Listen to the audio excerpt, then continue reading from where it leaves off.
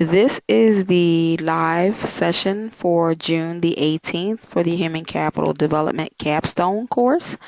No one showed up this evening in regards to learning about how to apply effective research methods for your master's thesis paper that you should be working on. So some of the up and coming information that you need to know and to be mindful of is that next week starts week 6, where you will have your last discussion question so that you have to answer it by Wednesday, the initial posting, and then Sunday, the response to other students' posts. So make sure that you answer the discussion question for week 6. I also wanted to congratulate all of you for a job well done on the competency-based examination that you've taken. Again, those test scores will not factor into your final grades. They were just for university assessment purposes only. So also be mindful that the first draft of your master's thesis is due by 11:59 p.m. tomorrow, June the 19th. Contact me should you have any questions. My contact information is listed on the course syllabus. Also, it's important that you contact the Writing Center as soon as possible if you have not yet done so to schedule the appointment. Having your master's thesis reviewed by a Writing Center tutor is one of the requirements for this capstone course. So tonight I'm going to welcome our presenter, Bernetta Dome, the reference and instructional librarian at the Connolly Library at LaSalle University, who took the time out to speak with the class regarding how to apply effective research methods. So I'm now going to share my screen with Bernetta, and I will share this live session with all of you after the session has ended.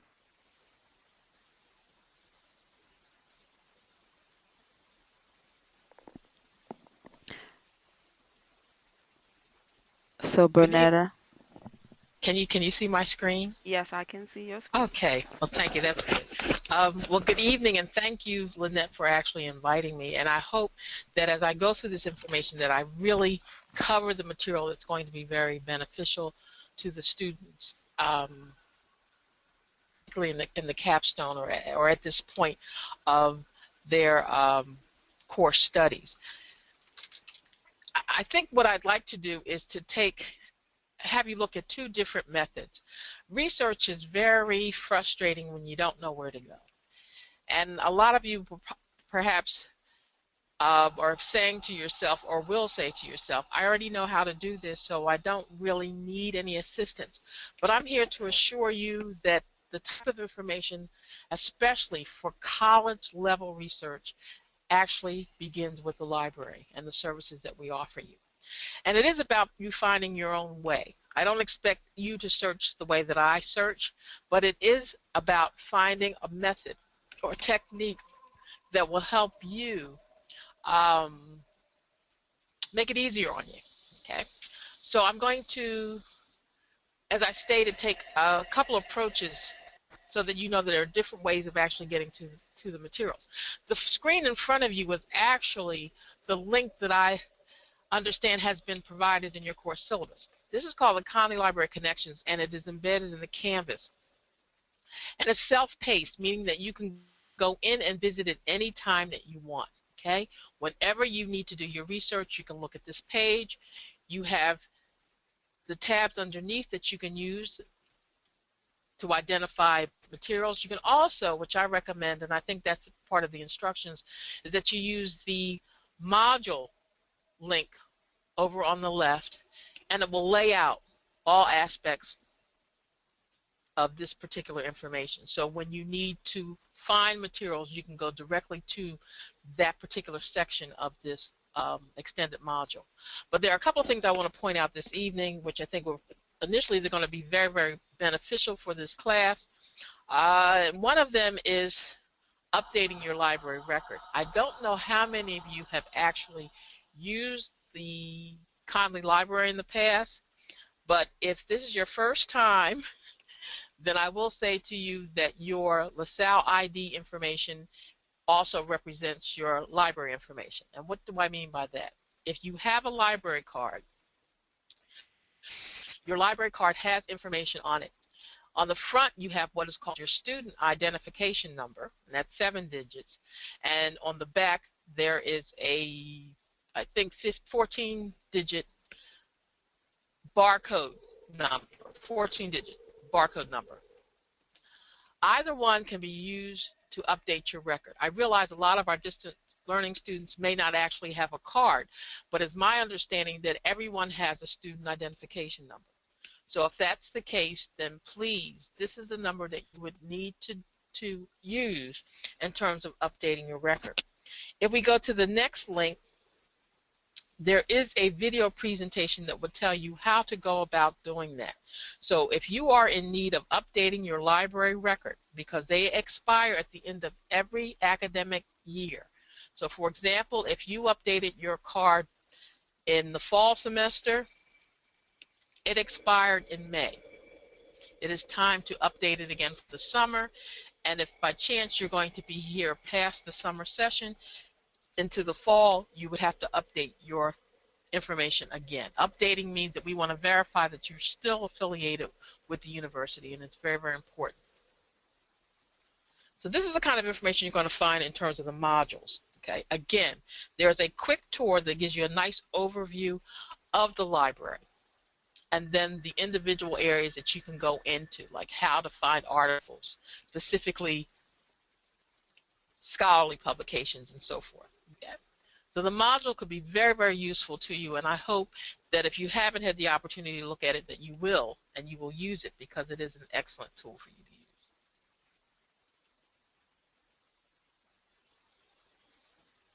Okay.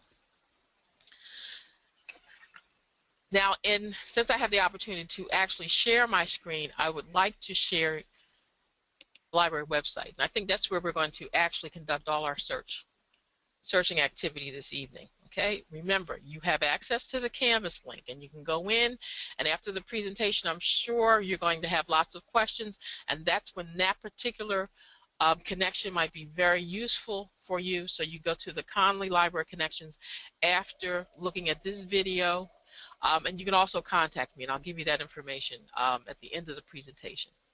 So let's start at the library website, and this is actually where you should start all of your research activity. So for those of you who have been Googling and Googling your way and using Google Scholar, it's time to look at college level research, academic research, scholarly research, and it begins right here at the library website. So a tip for you, if you are using our resources, and especially when you are away from the campus, I want you to actually select your browser. So if it's Chrome, Internet Explorer, I think it has to be 8, 9 or higher, Firefox, whatever the browser, type in the library's address. I want you to do that as your first step. I don't want you searching the library through My LaSalle. You need to go to the library site directly. The reason for that is we're talking about not only 24/7 access, but the fact that as you search, you will be able to identify or pull up the actual documentation in PDF format. And in many cases, if you are using the library resources off campus and you go through the portal, sometimes those documents will not properly download. So to make sure that you have a successful run with the library when you're off campus and away from us, then I want you to start directly at the library website, and that's www.lasalle.edu/library. Now that we're here at the library website, I realize if you are Google searchers, you see that this is a lot more information going on than just that one box.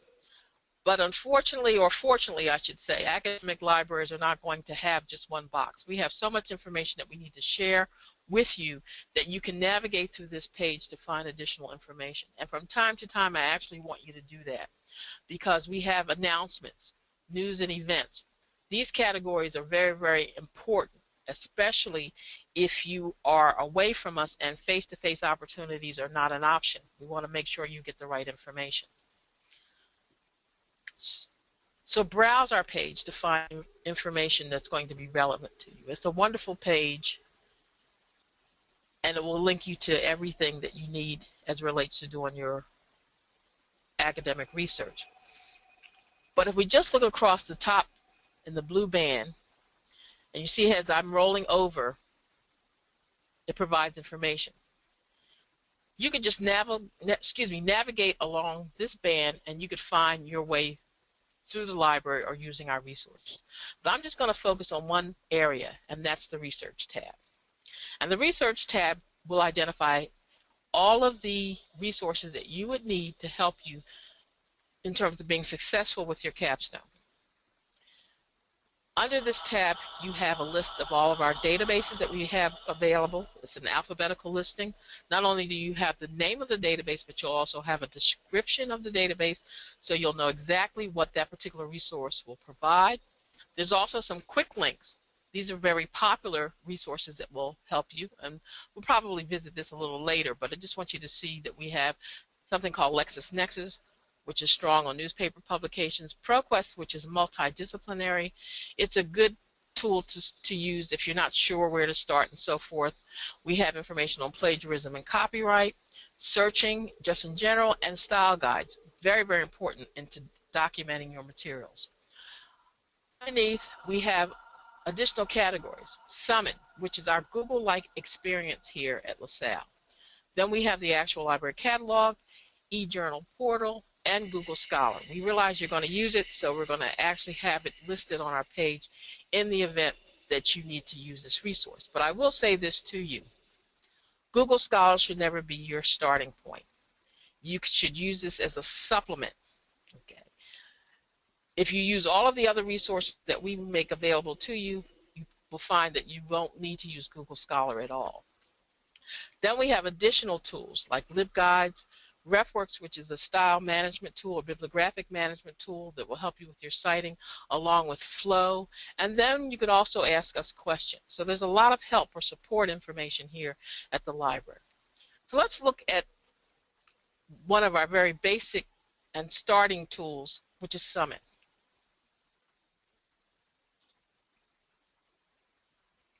And at this point in Summit, you could search by the different categories. Use your drop-down menus. You can go in under a particular title of a source. You can look for an author's name and so forth.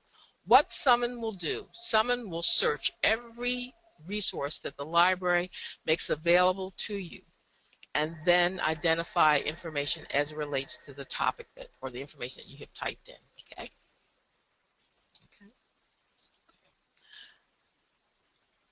Now another way to get to Summit, and I know we started with the Research tab, is that it's actually here on the library site. So whenever you see this little logo, this represents Summit, you're ready to search. And you see this is our one box. It's not a clean page like Google, but it still is one box.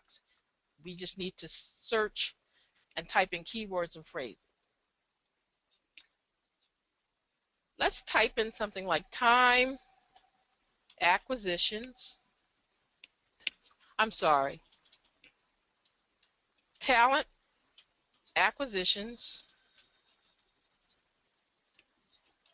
and retention strategies. So you see that I treated this particular box just like I would treat Google. You typed in a string of terms and phrases. Let's search. And what's happening, it's searching everything that we have here in this library. So it's taking you through all the databases, all the resources, our catalog, and so forth to identify information. The results, 804. And if you look at this, you may say, and before we do that, you notice this? Apparently I spelled something incorrectly. So always double check, because one of the great things about Summit, it will also correct misspelled words. So let me just click this title to make sure. And let's see if that affects the number, and it does. It's a significant jump. So spelling is important, and pay attention to that, and then if you misspell any terms or phrases, then Summit is kind enough to correct you, and then you look at the actual results. So now I have 76,000. Doesn't this look Google-like? This high number. We tend to be impressed by large numbers of information. But I will say this to you. If I'm dealing with talent acquisitions and retention strategies, I'm sure 76,000 is just too much information for me to deal with. So you need to start to narrow your information as much as you possibly can. So you can do that by using this left panel. And the panel will help you narrow your search results. For example, perhaps you're only looking for books. So you could select this category. Or you want newspaper articles. Okay. Or you're looking for dissertations. So you decide, based on the topic and your specific needs, what information is going to be relevant. I just have a feeling that in most cases you're going to be asked to find scholarly and peer-reviewed. Many students struggle with that. Someone will help you because initially, if we just want to limit to the scholarly and peer-reviewed information, we can click this link and it's going to be less than 76,000. It is now fine-tuned to 2,715. A little bit more manageable, but still 2,715 is far too many items for me to deal with as I start to do my research. I'm not interested in everything as relates to the topic. Perhaps there are specifics. So there are other ways that you can narrow your topic. And again, you stay in this area where you refine it. We narrowed it down to scholarly, but perhaps I need to look at a particular discipline. So I can say, well, I'm looking at it from a business standpoint, or perhaps I'm looking at it from an anthropology. It depends on the topic and your focus. So if I want to look at it from, let's say, and you can browse all the topics and find one that really works for you, that's really targeted to your area.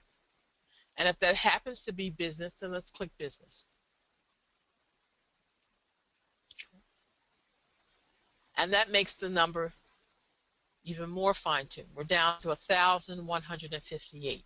And you can continue using these refinements. You can select another discipline. You can also use a sliding bar. Because, for example, you're not interested in everything. Perhaps you only need the current 5 to 10 years, or the last 15 years, depending on your needs. Use a sliding bar.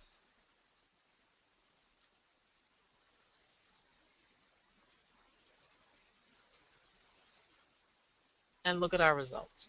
We're down to 755. Okay? And we can continue. Perhaps I don't need to go back as far as 10 years. I only need the last 2 years and so forth. And again, you can continue using these refinements until it actually works and you get a manageable number. Because the point of all of this is to have a customized bibliography. And now we're down to 196. We started out with 76,000, and you have now refined it to the point of 196. It's much easier to go through 196 citations as opposed to 76,000. It's really difficult to manage large numbers of information. So if we look at the results here, and keep in mind they're all scholarly and peer-reviewed publications, that you can start to look at the information that appears, and you see that it's relatively current. We've got a 2014 article. There's probably some 2015 scattered here and there and so forth. But it's information that's available within the last 3 years. So what's the point of all of this? The point is that if you find something, you will have access to the full text online. And that's key. By just clicking full text online, it will take you to the actual document. Here's the article. I want it in PDF format, or you can read it in sort of the HTML form. But keep in mind you have text only. If you use the PDF, any images, charts, and graphics that were included you'll be able to view because it gives you the page image of the actual documentation.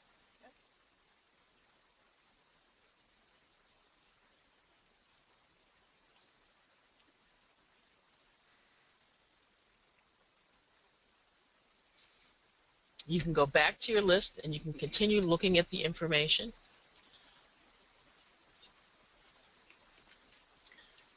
So as you go through your list, perhaps you like some of the documentation.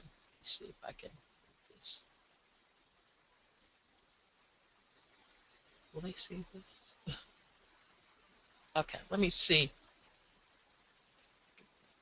Over on the right-hand side, you will see little images that represent the type of function or information that you will receive. You have an area that will allow you to view the abstract, and that's very helpful. And I recommend that you do your searching that way. Start off by looking at the abstract. Titles sometimes can be misleading. An abstract will give you a summary. An abstract will also give you some of the subject headings or keywords that were relevant. So you can look and see, well, okay, talent management is here, impact analysis. These are some of the terms that have been assigned. Retention have been assigned to this particular document. You'll say, well, why is that important? Because if you need to go back to fine-tune the search, you now have some terms that you might want to substitute, okay? Perhaps talent management is a better way of identifying information as opposed to talent acquisitions, and so forth. So these are your options.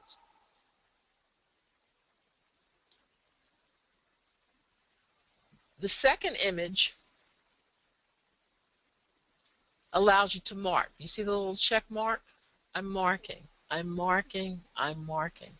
And basically when you're marking the items, you're setting them aside and saying these are the resources that seem to be most helpful to the research that I'm involved in. Now before we look at this marked list of materials, I want to come over to where it says database recommendations. We started off in Summon, and remember I said Summon searches every resource that the library makes available to you. Okay?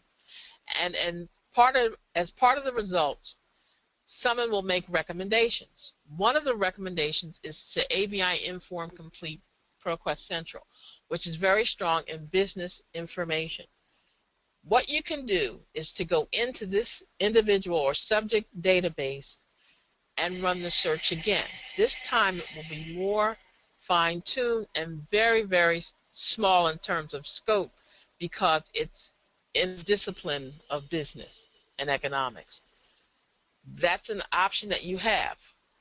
For those of you who say, okay, I don't like the Google approach necessarily because it retrieves too much information, then you can go to a source like ABI Inform or ProQuest that makes the information a little bit more fine-tuned, and it allows you to play around with more of the terms. It has subject indexing, so talent management might be a good term to use in ABI Inform. It might retrieve more specific kinds of information.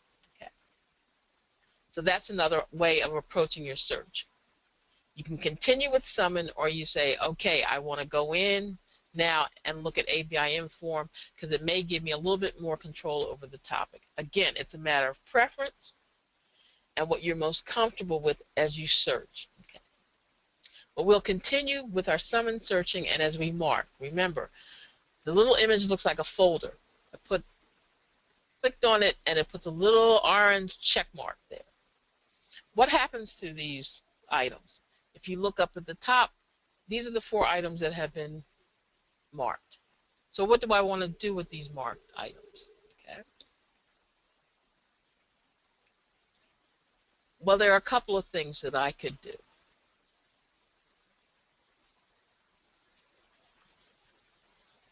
I can continue marking and go, and you can mark as many as you want.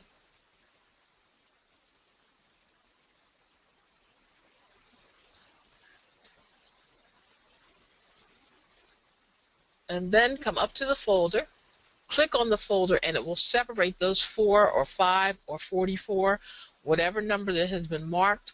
And here's a listing of the articles that we have. Now, there are a couple of things that you can do at this point. I refer to this as the quick fix, where you can go in and quickly do an APA style search.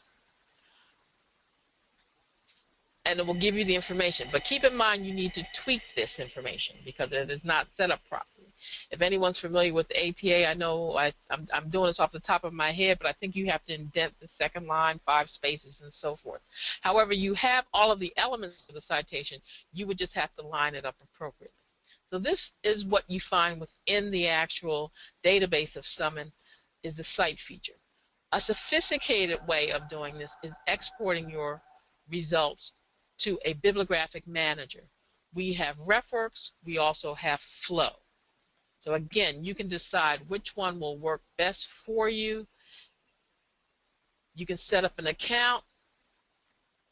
I'm trying to get to RefWorks because that's where I have most of my information. So if you bear with me, let's see if I can get to a RefWorks account.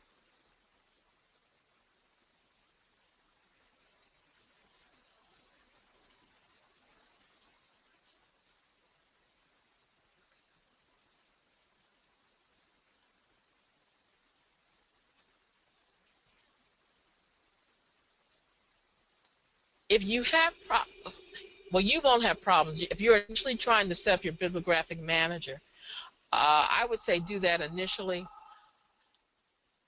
RefWorks is where I'm trying to go. Unfortunately, the database technology is wonderful when it's working, guys, but when it's not, you've got to kind of work around it.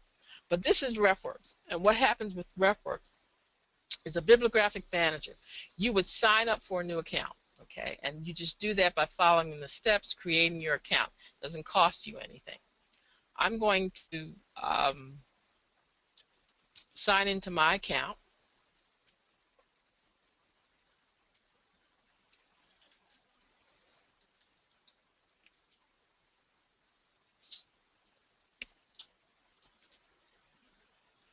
And what happens when you're using a source like RefWorks is that it will allow you, or it will transfer those items that have been marked and take them over to your RefWorks account.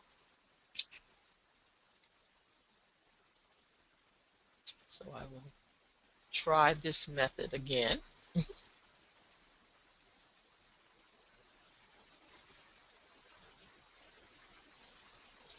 Okay. So I'm waiting for those items to be imported, and here are the 4 items. I want to make sure, so always view whatever you import. And let's make sure these are the items that I marked. Again, they're dealing with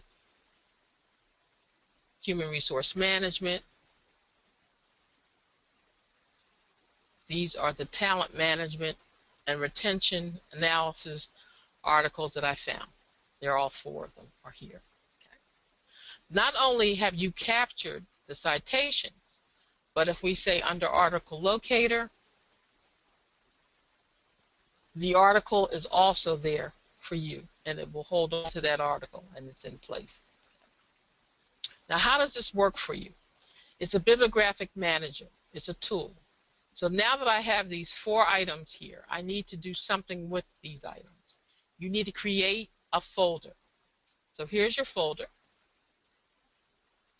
And I could call this talent management, retention,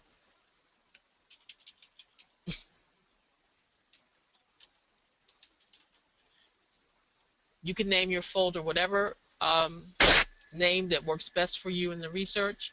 Now you create the folder. Now I have a folder, and I have a place to put these items. I can look at the list. I can mark them individually, one at a time, or I can save the entire list. Come over to the little image that looks like a folder, and you can see I have lots of folders in my RefWorks account.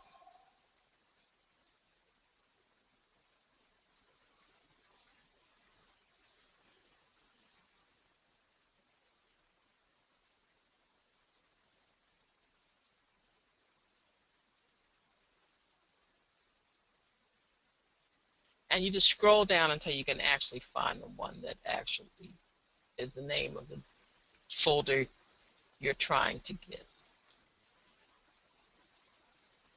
Yeah.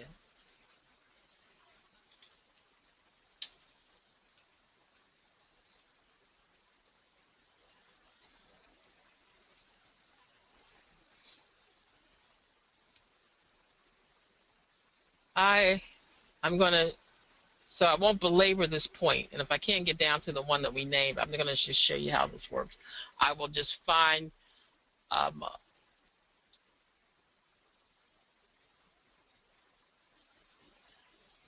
there's 5 here, so I'll select that, and at the bottom of the screen, it's interactive, and it should tell you that it has added those 4.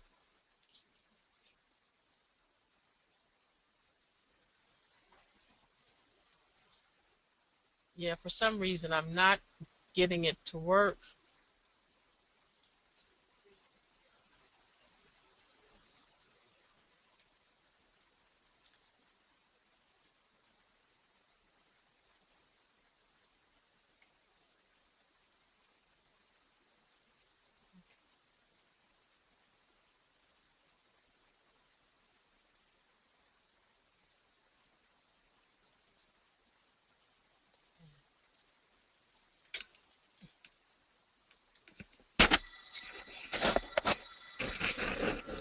So we're trying to find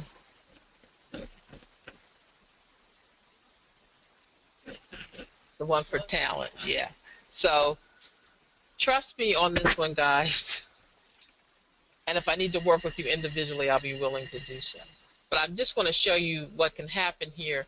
You could go into the folder and it would store the information. Once you give it a name, you can store the information.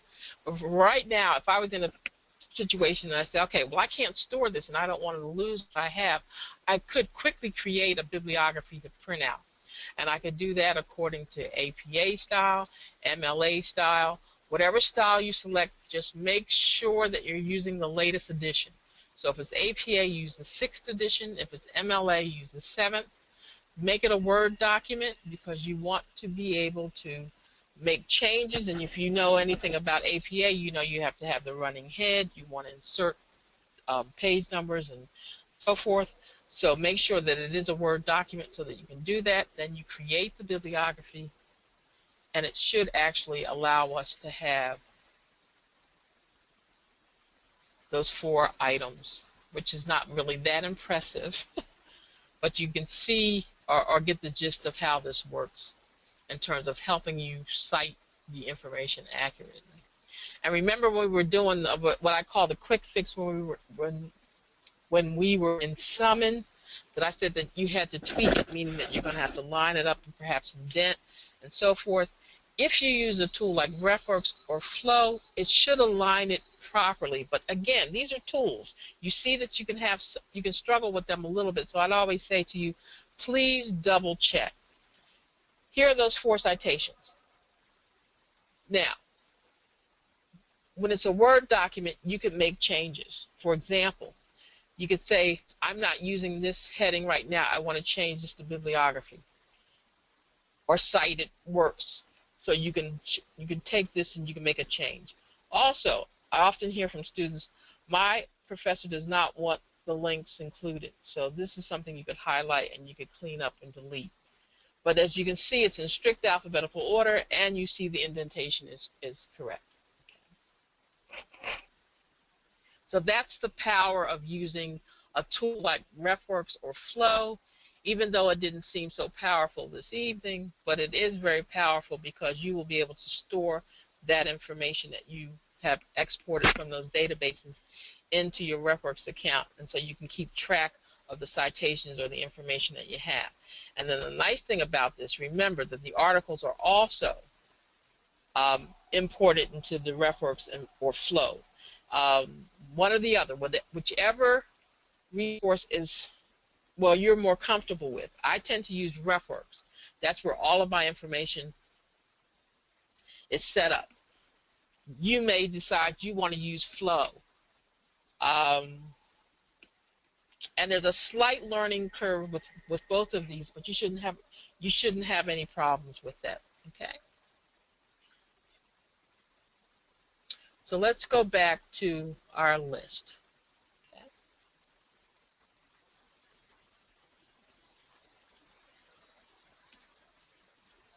I'm trying to get us back to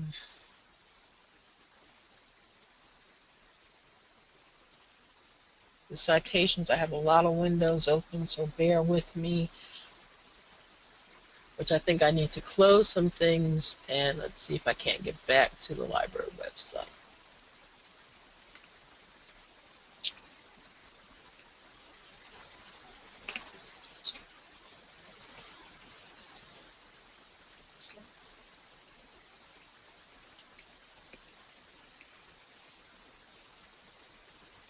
Okay, so this is Summit. And if we go back to the library site,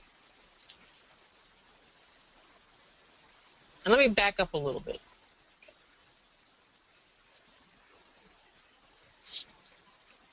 And remember I talked about the individual databases. So depending on this topic and your treatment of the topic, perhaps it's more in terms of education, or if it is in business. So just click on one of the databases, and now you can be very, very specific in your search. Here's a one box again, but this time make it advanced search if you feel more comfortable, and we can go talent management. And with the drop-down menu, it will help you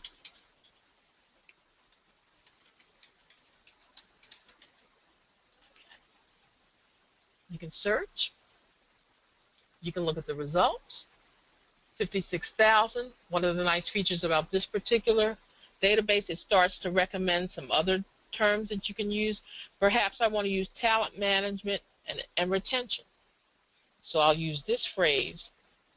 Number gets smaller. As I go through the list, it'll tell me what's available full text and PDF. Here, if the PDF is an option, always go for the PDF. If you only have the full text, then take that. You will have the information. It just will not include any graphics if they were included. Then as I go down through these items, I see this image that looks like a magnifying glass. What am I supposed to do with this? Click on it. What it's saying is this particular database does not have the article, but it looks like something that you need, that's important to your research. So we can look at this page, and it's telling me it's not available online. And at this point, for a 2015 article, it isn't available online. It's probably too new. It's May 1st of 2015. But I need a copy of it.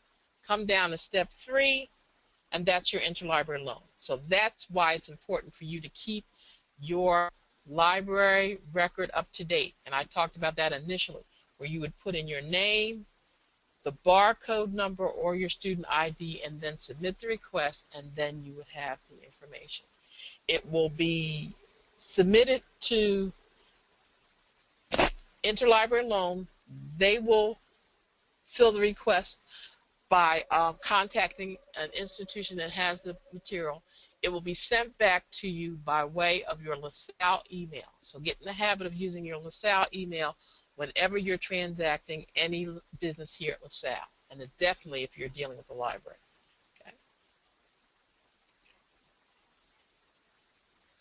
Now, I quickly went through information, and unfortunately I had to spend a lot of time trying to troubleshoot RefWorks. So that's why it was important for me to point out to you the significance of using the Conley Library Connection. This is where you can go back. You will have the link. It's embedded in your course. Here it is. Come back, and for example, now under modules,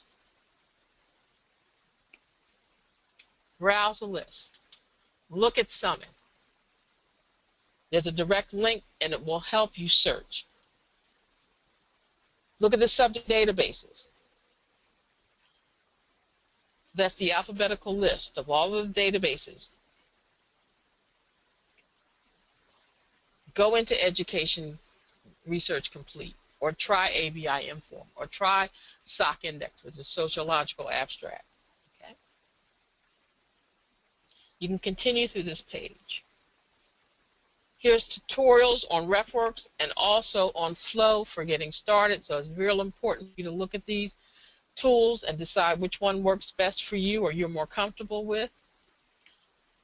Also, it talks about interlibrary loan and how you would go about using that.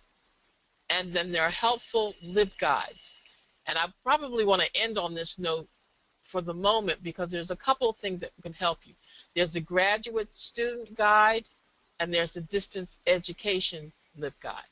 And what are LibGuides? LibGuides are mini library sites, and they will help you in terms of zooming in on specific topics or subject areas. Here under the graduate student guide, here's a page or checklist, so you can go through this to make sure that you have all of the things that you need to proceed in terms of using the library information. And it has additional tabs that will help you as well as some tutorials. So the LibGuides are arranged alphabetically, so you can search alphabetically, or you can look for keywords like bibliography. And here's one on creating a bibliography, so it's a nice LibGuide that will help you. I noticed, or in some of the searching, it talked about the digital object identifier, or the DOI. So here's information on how you would go about using that, or how you would cite that in your resources, and so forth. Style guides. So here are the list of individual locations that are very good in terms of helping you understand how to cite properly. And of course, it was mentioned earlier, the Shiki Writing Center is also available to assist you in doing all of this research.